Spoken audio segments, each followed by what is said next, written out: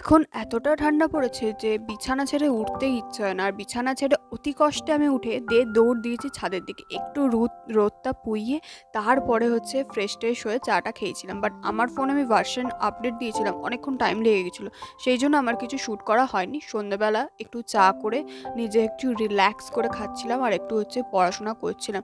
মানে এত বড় রাত্রি হয়ে গেছে যে পড়াশোনা করেও আমি বোর-টোর হয়ে গিয়ে লাস্টে চলে গেছি হচ্ছে গেম খেলতে কম্পিউটারে।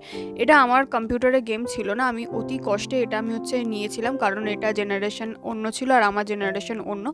তো এই গেমটা তোমরা কে, কে খেলেছো আমাকে অবশ্যই কমেন্টে বলো। আমার তো বেশ ভাল লাগে। তো রাত্রিবেলা ডিনারে খেয়েছি হচ্ছে আলু ভাতে চপ দিয়ে মাখা আর হচ্ছে ফ্যানে ভাতে। আমার না শীতকালের দিনে এটা খুবই ফেভারিট। আমার তরকারি না দিয়ে এটা খেতে দিলে আমার খুব ভাল লাগে। তো রাত্রিবেলা এখন বসেছি হচ্ছে ব্যাগপত্তর গোছাতে, কারণ কালকেরে কলেজ যাব। দেখা হচ্ছে কালকে নতুন একটা মিনি ভ্লগের সঙ্গে। সবাই ভালো থেকো। টাটা।